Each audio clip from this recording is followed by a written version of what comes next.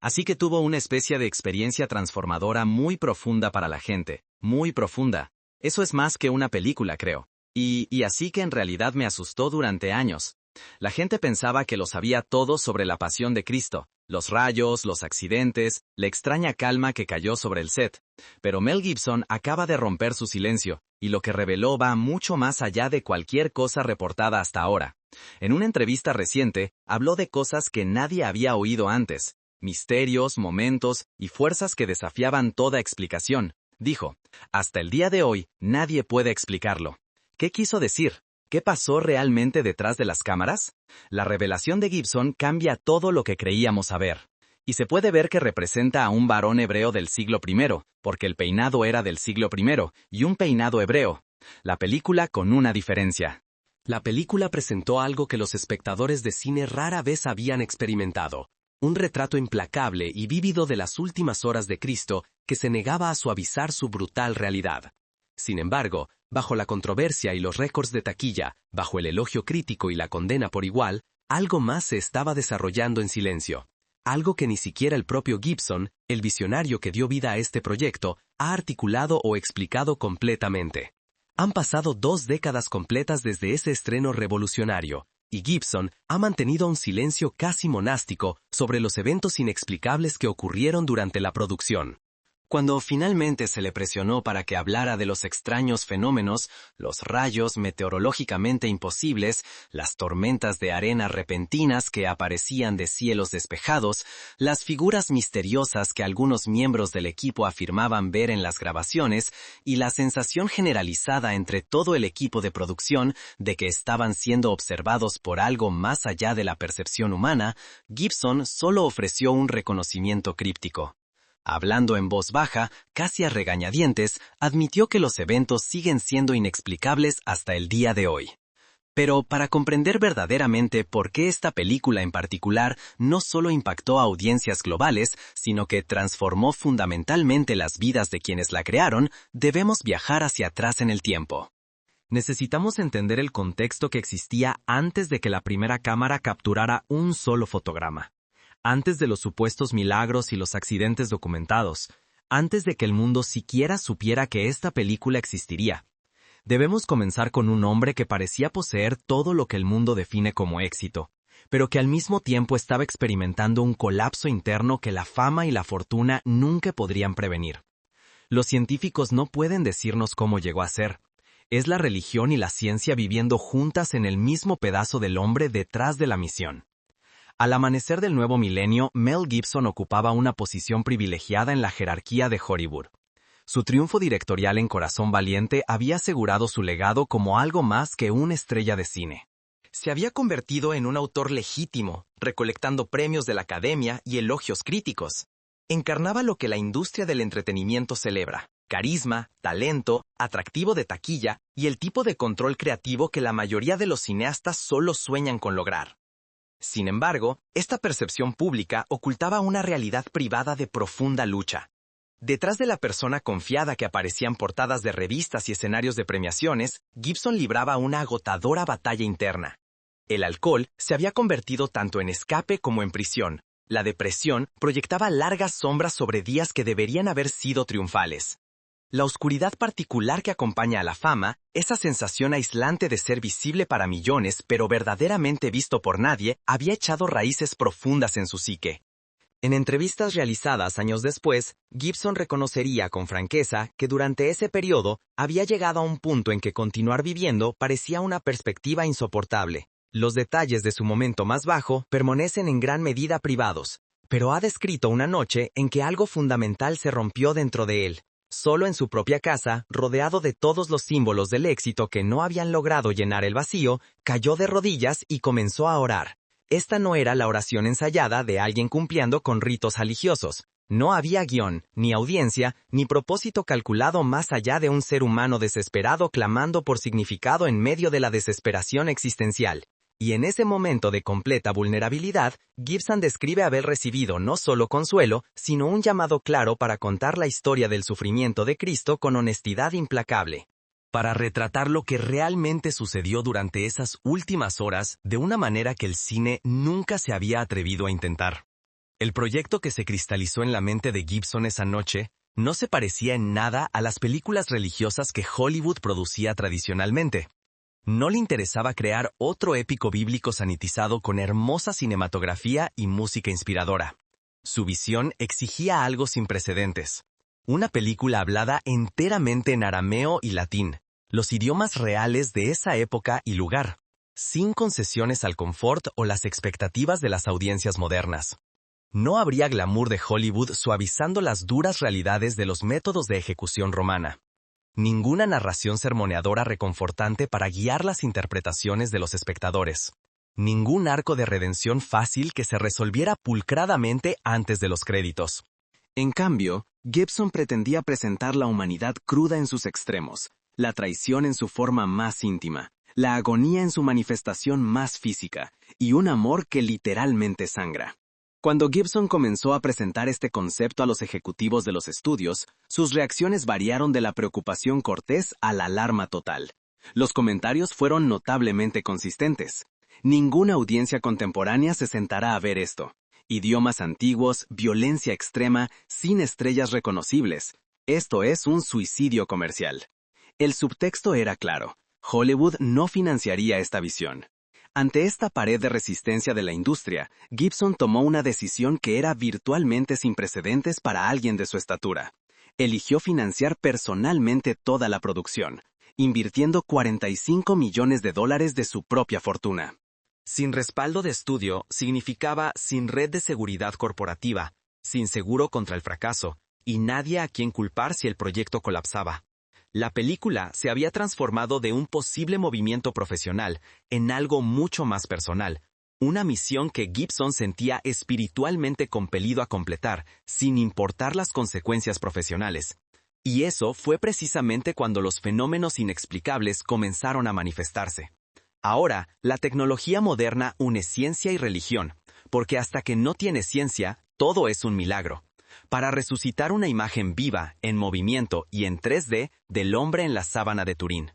Cuando lo inexplicable comenzó, mucho antes de que las audiencias de todo el mundo vieran a Jesús cargando su cruz hacia el Gólgota, el equipo de producción trabajando en la antigua ciudad italiana de Matera comenzó a experimentar eventos que desafiaban toda explicación racional. Matera en sí parecía casi sobrenaturalmente apropiada para el proyecto, un asentamiento tan antiguo que sus estructuras de piedra y viviendas en cuevas parecían inalteradas desde tiempos bíblicos, como si el lugar mismo existiera fuera de la progresión cronológica normal. Los habitantes locales hablaban de la tierra con una reverencia casi mística, afirmando que el suelo de Matera poseía memoria, que la tierra y la piedra retenían ecos de los innumerables dramas humanos que se habían desarrollado a lo largo de milenios. Para Gibson, esto no era solo una ubicación conveniente para filmar. Representaba una geografía sagrada, un suelo que aún resonaba con las frecuencias espirituales necesarias para contar esta historia en particular de manera auténtica, incluso antes de que comenzara la fotografía principal oficial. Los miembros del equipo comenzaron a notar peculiaridades atmosféricas. Durante los ensayos técnicos y el bloqueo, la iluminación y el clima se comportaban de manera predecible, siguiendo patrones normales. Pero en el momento en que las cámaras comenzaban a rodar, particularmente durante secuencias que representaban la crucifixión, el entorno sufría cambios dramáticos repentinos. Un cinematógrafo lo describió como si el aire mismo se doblara alrededor de la producción. Inicialmente, el equipo intentó racionalizar estas ocurrencias. Los sets de filmación son entornos inherentemente estresantes. El agotamiento puede distorsionar la percepción.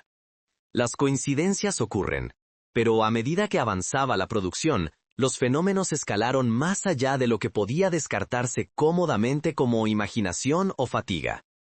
Las perturbaciones atmosféricas se convirtieron en patrones. Las escenas que representaban el sufrimiento de Jesús, momentos de profunda traición o instancias de perdón parecían convocar sus propios sistemas climáticos. Cielos despejados se nublaban de repente. El aire calmado estallaba en vientos violentos que dispersaban el equipo y obligaban a retrasos en la producción. Luego, de manera igualmente inexplicable, las condiciones volvían a la normalidad. Los meteorólogos consultados sobre estos eventos no pudieron ofrecer ninguna explicación científica para los patrones de viento y formaciones de nubes que parecían correlacionarse con contenidos narrativos específicos que se estaban filmando. Entonces llegó el incidente que transformó el malestar susurrado en una confrontación innegable con lo inexplicable. Durante la filmación de la secuencia del Sermón del Monte, el actor Jim Caviezel se encontraba en posición bajo lo que todos los presentes describieron como cielos perfectamente despejados. No había sistemas de tormenta visibles en el horizonte. No retumbaba trueno a lo lejos. Las condiciones climáticas parecían completamente benignas. Sin ninguna advertencia, un rayo impactó directamente en la posición de Caviezel. La cruz de madera que sostenía como accesorio comenzó a humear por la descarga eléctrica. Su cabello se chamuscó visiblemente. Sin embargo, de alguna manera, imposiblemente, Caviezel permaneció de pie, aturdido pero fundamentalmente ileso. Antes de que el equipo pudiera procesar completamente lo que acababa de ocurrir, el asistente de dirección John Michelini fue alcanzado no una, sino 2 veces en rápida sucesión. La producción se detuvo por completo. Los miembros del equipo se quedaron congelados, incapaces de hablar o moverse, simplemente mirando al actor que interpretaba a Cristo, un hombre que acababa de ser alcanzado por un rayo, pero que seguía vivo. Alguien finalmente rompió el silencio con una observación susurrada que capturó lo que muchos pensaban. Eso no fue una coincidencia. A partir de ese momento, toda la atmósfera en el set sufrió una transformación fundamental. Las bromas casuales y el humor que típicamente caracterizan las producciones cinematográficas desaparecieron en gran medida.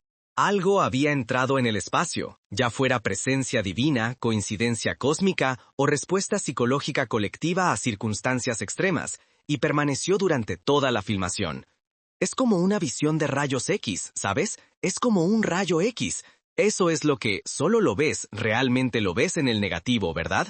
¿Sabes, verdad? Es como un negativo, sí, el sacrificio de un actor. La interpretación de Jim Caviezel como Jesús se volvió legendaria no principalmente por la técnica actoral tradicional, sino por el sufrimiento físico auténtico que soportó.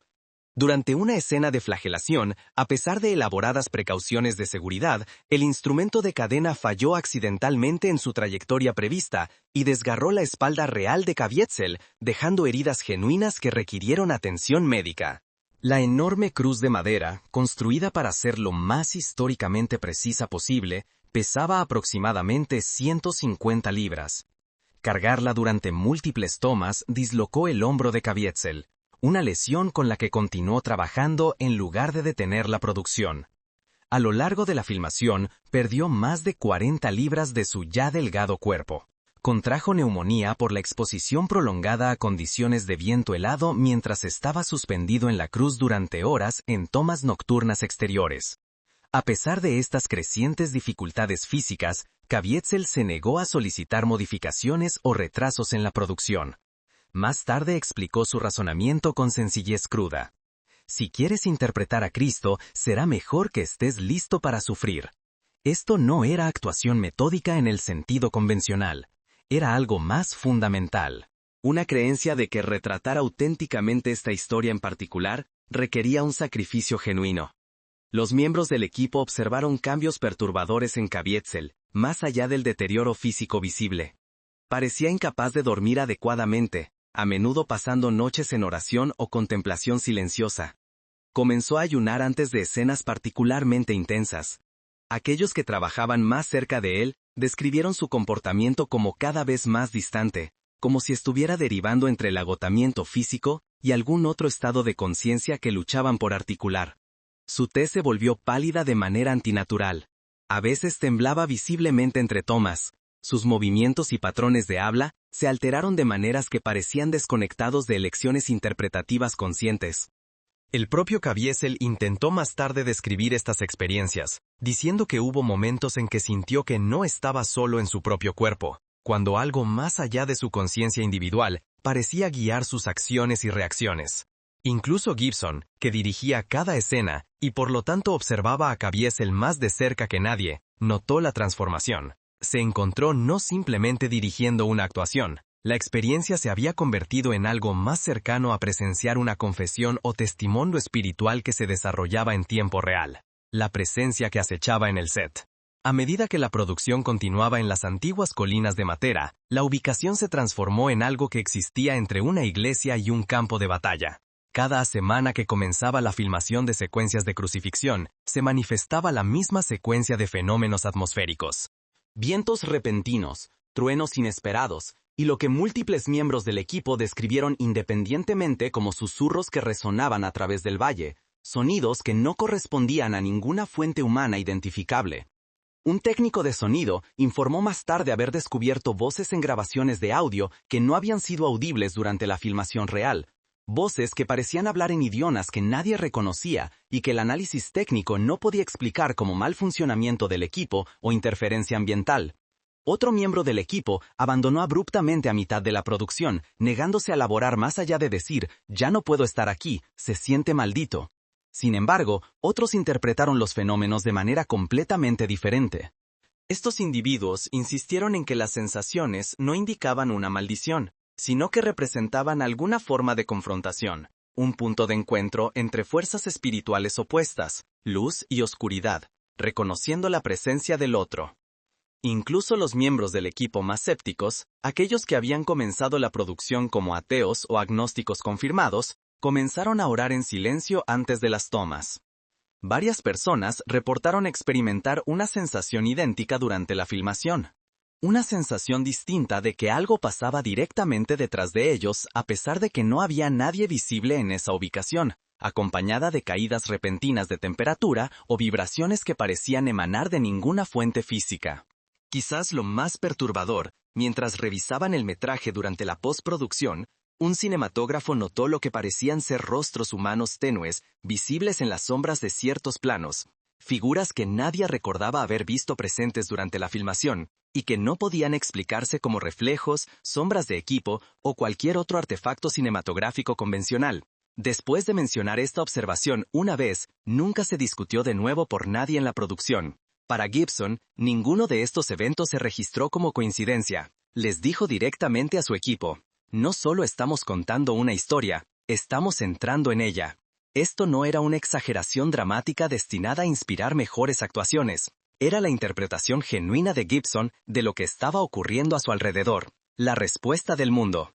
Cuando La Pasión de Cristo finalmente se estrenó el 25 de febrero de 2004, el lanzamiento no se parecía en nada a las aperturas típicas de Hollywood.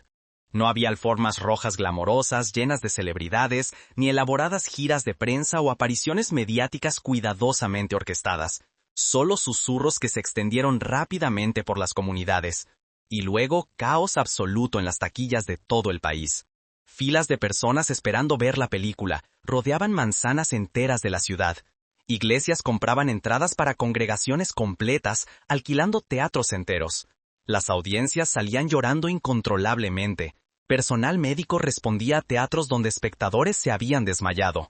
Otros salían en completo silencio, incapaces o reacios a hablar de lo que habían presenciado.